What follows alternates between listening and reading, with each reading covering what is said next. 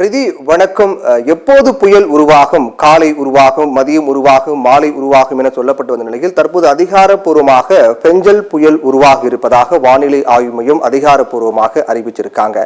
சரி, இந்த புயல் இதுவரை நாம ஆழ்ந்த காற்று தாழ்வு மண்டலம் அப்படின்னு சொல்லிட்டு இருக்கோம். இப்போ இனி அது புயலாக மாறி இருக்கிறது. இனி பெஞ்சல் புயல் அப்படின்னு தான் நாம அதை சொல்ல போறோம். இந்த பெஞ்சல் புயல் இப்போ எங்க இருக்கு? அதோடைய நகர்தல் வேகம் என்பது அதிகமாக இருக்கிறதா அல்லது குறைஞ்சிருக்கிறதா? எப்போது சரியாக அது கரையை கடக்கும் அப்படின்னு, அது கரையை கடக்கும் போது எந்த பகுதியில மழை பொழிவு அதிகமாக இருக்கும் அப்படின்னு நம்ம நிறைய விஷயங்கள் விளக்கமா பேச போறோம். ஆனால் அதுக்கு முன்னாடி ஒட்டுமொத்தமாக இந்த பெஞ்சல் புயலானது தன்னுடைய ஒட்டுமொத்த ரூட்டையும் மாற்றிக்கொண்டு இப்போது முழுக்க சென்னை, காஞ்சிபுரம், செங்கல்பட்டு ஆகிய 3 மாவட்டங்கள் தான் பெஞ்சல் புயலுடைய முதல் குறியாக இருக்கிறது அப்படிங்கிறதா நிதர்சனமான உண்மையாக இருக்கிறது. வானிலை சொல்லக்கூடிய தகவலாக இருக்கிறது. ஒவ்வொரு ஆண்டும் இந்த வடகிழக்கு பருவமழையின் போது சென்னை மக்கள் கடுமையாக ஒரு அச்சத்தோடு இருப்பாங்க. ஒவ்வொரு ஆண்டும் வடகிழக்கு பருவமழையின் போது மழையின் தாக்கம் சென்னையில் எப்படி இருக்கும், இங்கே இருக்கலாமா, வெளியூருக்கு போயிடலாமா அப்படின்லாம் யோசிப்பாங்க. அந்த அளவுக்கு சென்னையில மழை பொழிவு என்பது, மழைநீர் தேக்கம் என்பது மக்களை வாட்டி வதைக்கும். அதே வகையில் இந்த ஆண்டும் தற்போதும் இந்த பெஞ்சல் புயல் காரணமாக சென்னை எப்படி இருக்கும் என்பதுதான் அனைவருடைய பிரதான கேள்வியாக இருக்கிறது. அவர்கள் அச்சப்பட்ட மாதிரியே இந்த பெஞ்சல் புயலுடைய முதல் குறி என்பது சென்னையாக தான் இருக்கின்றது. அது எப்படி அப்படிங்கறத நாம இப்ப பார்க்கலாம் இந்த லைவ் மேப் மூலமா. இப்ப நம்ம பார்த்துக்கிட்டு இருக்க இந்த மைய புள்ளி தான் இந்த பெஞ்சல் புயல். இந்த பெஞ்சல் புயலானது சரியா இப்ப எங்க இருக்கு அப்படின்னா, இந்த பெஞ்சல் புயலானது சென்னையிலிருந்து சரியாக கிழக்கே தென்கிழக்கே 340 கிலோமீட்டர் தூரத்துல பெஞ்சல் புயலானது மையம் கொண்டிருக்கின்றது. அதே போன்று புதுச்சேரியில இருந்து அதே பெஞ்சல் புயலானது 290 கிலோமீட்டர் தூரத்துல மையம் கொண்டிருக்கிறது. நாகப்பட்டினத்திலிருந்து இந்த பெஞ்சல் புயலானது 210 கிலோமீட்டர் தூரத்துல மையம் கொண்டிருக்கிறது. நம்ம பார்க்கலாம், காலை முதல் நம்ம தொடர்ச்சியாக இந்த புயல் தொடர்பான அப்டேட்டுகளை வழங்கிக்கிட்டு இருக்கோம். காலை அது நகர்தல் வேகம் குறைவாக இருந்தது, அதோடைய தூரமும் மிக தூரமாக இருந்தது. ஆனால் நகர்தல் வேகம் இன்க்ரீஸ் ஆக அதனுடைய தூரம் என்பது குறைவாக இருந்து கொண்டே இருக்கிறத நம்ம பார்த்துக்கிட்டு இருக்கோம். சரி, இப்போ அது எங்க இருக்கு, அந்த புயல் சரியாக எங்க இருக்கு அப்படிங்கறத நம்ம பார்த்தோம். அதே சமயத்துல அது எவ்வளவு கிலோமீட்டர் ஸ்பீட்ல அது கரையை நோக்கி நகர்ந்து வருது அப்படிங்கறத பத்தி இப்ப நம்ம பார்க்கலாம். இந்த பெஞ்சல் புயலானது காலையில மணிக்கு 2 கிலோமீட்டர் தூரத்துல 2 கிலோமீட்டர் வேகத்துல நகர்ந்து வந்தது. சரியாக இந்த பெஞ்சல் புயல் கரையை நோக்கி மணிக்கு காலையில 2 கிலோமீட்டர் வேகத்துல நகர்ந்து வந்த புயலானது நேரம் செல்ல செல்ல அது நகர்தல் வேகம் என்பது அதிகமாக கிட்டே வருது. இப்போது நகர்தல் வேகம் அப்படிங்கிறது 13 கிலோமீட்டர் ஸ்பீட்ல பெஞ்சல் புயலானது கரையை நோக்கி நகர்ந்து கொண்டே வருகின்றது. இதன் காரணமாக ஏற்கனவே கணிச்சபடி சரியாக நாளை பிற்பகலுக்கு பிறகு இந்த பெஞ்சல் புயலுடைய வெளிச்சுற்று பாதை அப்படிங்கிறது கரையை தொடலாம். புயலுடைய மையப்பகுதி இதுவாக இருந்தாலும் கூட வெளிச்சுற்று பாதை என்பது நாளை பிற்பகலுக்கு பிறகு சரியாக இது கரை கடக்கக்கூடிய திசையை நோக்கி நகரலாம், கரையை தொடலாம் அப்படின்னு வானிலை ஆய்வு மையம் சொல்லியிருக்காங்க. சரி, இந்த பெஞ்சல் புயல் நம்ம ஏற்கனவே சொன்ன மாதிரி இதோடைய முதல் டார்கெட்டே சென்னையா தான் இருக்கு. ஏன் அது சென்னையை அட்டாக் பண்ண போகுது, எந்த அளவுக்கு பாதிப்பு இருக்கும் அப்படிங்கறத பத்தி நம்ம பேசலாம். இப்போ இந்த பெஞ்சல் புயலுடைய இன்னைக்கு நிலவரத்தை நம்ம பார்த்துட்டு இருக்கோம். இதே நேரத்துல சனிக்கிழமை நம்ம பார்த்தோம் அப்படின்னா அந்த பெஞ்சல் புயலுடைய நகர்தல் வேகம் நம்ம பார்க்கலாம். பாருங்க, சனிக்கிழமை மாலைக்கு பிறகு பிற்பகலுக்கு பிறகு அதோடைய நகர்தல் வேகம் அப்படிங்கிறது கிட்டத்தட்ட கரையை தொடக்கூடிய அளவுக்கு வந்திருக்கு. நாளை பிற்பகலுக்கு பிறகு அந்த பெஞ்சல் புயலானது கரையை நெருங்கும், கரையை கடக்க தொடங்கும் அப்படின்னு நம்ம இதன் மூலமாக எடுத்துக்கலாம். சரி, இப்போ மழை பொழிவு அப்படின்னு நம்ம எடுத்துக்கிட்டோம் அப்படின்னா எந்தெந்த பகுதியில் அதிக மழை பொழிவு இருக்கும் அப்படிங்கிறத பத்தி நம்ம பார்க்கலாம். இதுதான் இந்த மழை பொழிவுக்கான லைவ் மேப்.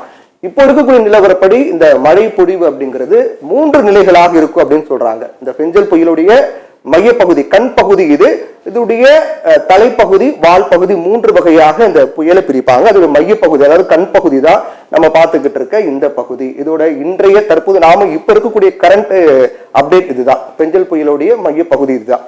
இப்போ இதோடைய மழையினுடைய தன்மை பொறுத்த வரைக்கும் நேரம் செல்ல செல்ல 3 நிலைகளாக மாறும். முதல் நிலை என்பது இதமான ஒரு சூழல் இருக்கும். இந்த பெஞ்சல் புயல் என்பது தூரமாக இருக்கிற வரைக்கும் ஒரு இதமான சூழல் காணப்படும். அதே சமயத்துல இது கரையை நெருங்க அதோடைய தன்மை இதமான சூழல் அப்படிங்கிறது கரையை நெருங்க ஒரு மிதமான மழையாக இருக்கும்.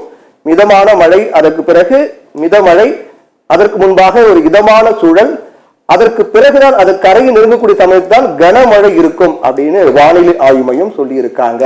அப்போ இது நிலைகள் 3 நிலைகளாக பிரிக்கலாம். இப்போ முதல் நிலையில தான் இருக்கு, ஒரு இதமான சூழல் தான். இப்ப சென்னை வாசி மக்கள் எல்லாருக்குமே தெரியும், ஒரு இதமான சூழல், ஒரு சாரல் மழை, ஒரு தூறல் மழையோட இருக்கும்.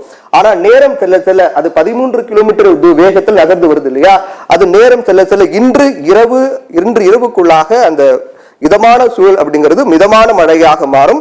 இன்று நள்ளிரவு நாளை காலை முதல் ஒரு கனமழை சென்னையில் இருக்கும் அப்படின்னு சொல்லப்பட்டு இருக்கு. அப்போ இது முதல் டார்கெட் அப்படிங்கிறது சென்னையாக தான் இருக்கிறது. இப்ப நம்ம பார்த்துக்கிட்ட இந்த அமைப்புங்கிறது இப்போ கரண்ட் அப்டேட் தான் இது. அதே சமயத்தில் இது மாறக்கூடிய சூழல். இப்ப இதுவே நாளைக்கு எப்படி இருக்கும் அப்படின்னு நம்ம பார்க்கலாம். ஏன் சென்னை பாதிக்கப்பட போகுது அப்படின்னா இப்ப நீங்க பார்த்துட்டு இருக்கலாம். இதுதான் சென்னை. இதோடைய நிலை அப்படிங்கிறது பார்த்தோம்னா இது சனிக்கிழமை மாலை எப்படி இருக்கும் அப்படின்னு பார்க்கும்போது சென்னை பகுதியில் தான் மிக அதிகமாக அந்த மேகக்கூட்டங்கள் புயலுடைய வீரியம் அப்படிங்கிறது அதிகமா இருக்கு நம்ம பார்க்கிறோம். அதே போன்று இந்த சென்னை, காஞ்சிபுரம், செங்கல்பட்டு உள்ளிட்ட மாவட்டங்கள் தான் கடுமையான மழை பொழிவை முதற்கட்டமாக இந்த பெஞ்சல் புயல் என்பது உருவாக்கும் அப்படிங்கிறாங்க. அதே சமயத்தில் திருவள்ளூர் மாவட்டத்துக்கு ஒரு பெரிய அளவில் பாதிப்பு இருக்காது. அதாவது சென்னை ஒப்பீடு பார்க்கும்போது திருவள்ளூர் மாவட்டத்துக்கு பாதிப்பு என்பது குறைவாக இருக்கின்றாங்க. பெஞ்சல் புயலுடைய முதல் குறியே சென்னை, செங்கல்பட்டு, காஞ்சிபுரம் தான். சென்னை, காஞ்சிபுரம், செங்கல்பட்டு கடுமையான மழை பொழிவு சந்திக்கும். அதே அதன் மையப்பகுதி என்பது அதன் மையப்பகுதி கரையை கடந்த பிறகாக உள் மாவட்டங்களுக்கு இப்ப முன்பே இந்த டெல்டா மாவட்டங்கள மழை பொழிவு இருக்கும் அப்படின்னு சொல்றாங்க. டெல்டா மாவட்டங்கள், அதாவது இந்த பெஞ்சல் புயல் கரையை தொடும் போது சென்னை, காஞ்சிபுரம், செங்கல்பட்டு போன்ற மாவட்டங்கள் கடுமையாக பாதிக்கும். அதுவே இந்த மையப்பகுதி கண் பகுதி கரையை தொட்ட போது டெல்டா மாவட்டங்கள் கடுமையான மழை பொழிவு இருக்குன்றாங்க. அதே அந்த புயலானது கரையை கடந்த பிறகு, அதாவது கிட்டத்தட்ட இந்த தமிழக பகுதி கடந்த பிறகு உள் மாவட்டங்கள் கடுமையான மழை பொழிவு சந்திக்கும் அப்படிங்கிறாங்க. அப்ப 3 வகையா நம்ம பிரிக்கலாம். முதல் கூறிய பெஞ்சல் புயலோட முதல் கூறிய சென்னை, காஞ்சிபுரம், செங்கல்பட்டு தான். அதற்கு பிறகு அதன் மையப்பகுதி கண் பகுதி கரையை தொட்ட பிறகு அதனுடைய தாக்கம் என்பது டெல்டா மாவட்டம் இருக்கும் அப்படிங்கிறாங்க. அதுக்கு பிறகு அதனுடைய கண் பகுதி என்பது முன்னோக்கி செல்லத்தில் அரபிக்கடல் நோக்கி செல்லத்தில் உள் மாவட்டங்கள்ல மழை பொழிவு அதிகமாக இருக்கும் அப்படின்னு சொல்லப்பட்டிருக்கு. அப்போ நம்ம மழை பொழிவுங்கிறது இந்த எப்படி எந்தெந்த நிலைகளை கடந்து போகுது அப்படிங்கிறது நம்ம கிளியரா அது மூலமா பார்க்க முடியுது. இப்போ பெஞ்சல் புயலுடைய முதல் டார்கெட் சென்னையில் இன்று இரவு முதலே மழை பொழிவு என்பது தொடங்கும்.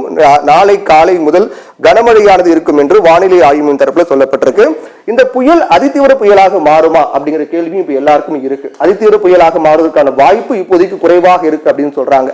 ஏன்னா இந்த புயலை பொறுத்த வரைக்கும் பாருங்க, இப்ப இருக்கக்கூடிய நிலையில இந்த புயல் இங்க மையம் கொண்டிருக்கிறது. கிட்டத்தட்ட சென்னை 370 கிலோமீட்டர் தூரத்துல மையம் கொண்டிருக்கிறது. ஒரு புயல் இந்த கரையை கடக்கும் போது மணிக்கு 70 முதல் 90 கிலோமீட்டர் வேகத்துல காற்று வீசும் அப்படின்னு சொல்றாங்க.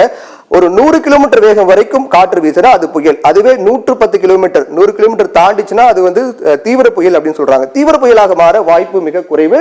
புயலாக மட்டுமே இது நீடிக்கும்.